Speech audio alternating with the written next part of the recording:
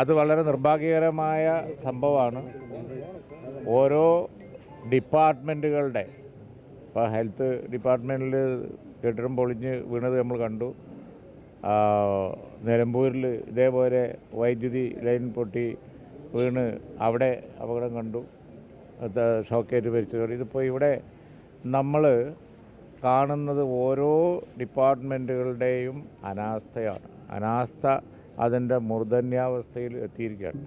വൈദ്യുതി വകുപ്പിൻ്റെ ഒരു ലൈൻ ഇത്ര താഴ്ന്ന് വിദ്യാലയത്തിൻ്റെ മുകളിലൂടെ പോകുന്നുണ്ട് എന്നുള്ളത് ആ ഡിപ്പാർട്ട്മെൻറ്റ് കണ്ടില്ല എന്ന് പറഞ്ഞാൽ ഇതൊക്കെ വല്ലാത്ത അനാസ്ഥയാണ്. കേരളത്തിൽ ഒരിക്കലും തന്നെ കണ്ടിട്ടില്ലാത്ത അനാസ്ഥയാണ് ഇപ്പോൾ ഓരോ വകുപ്പിലും കാണുന്നത്. ഈ പറഞ്ഞതുപോലെ വൈദ്യുതി വകുപ്പ്, അതുപോലെ തന്നെ ആരോഗ്യ വകുപ്പ്, അതുപോലെ തന്നെ ഹയർ എഡ്യൂക്കേഷൻ, ലോവർ എഡ്യൂക്കേഷൻ, എല്ലാം വിദ്യാഭ്യാസ രംഗത്ത് എല്ലാ രംഗത്തും ഇപ്പോൾ ഈ വൈദ്യുതി വകുപ്പിൻ്റെ ഈ അനാസ്ഥ അക്ഷന്തവ്യമാണ്. ഒരു നിലക്കും നീതീകരിക്കാൻ പറ്റാത്ത ഒന്നാണ്. ഒരു സ്കൂളിൻ്റെ മുകളിൽ കമ്പി ഇത്ര താഴ്ന്നു പോകുന്നത് കണ്ടില്ല എന്ന് പറഞ്ഞാൽ അതൊക്കെ പൊതുവിലുള്ള ഗവൺമെൻറ്റിൻ്റെ ഒരു ഇന്നെഫിഷ്യൻസി തന്നെയാണ് ഇതൊക്കെ ചൂണ്ടിക്കാണിക്കുന്നത്.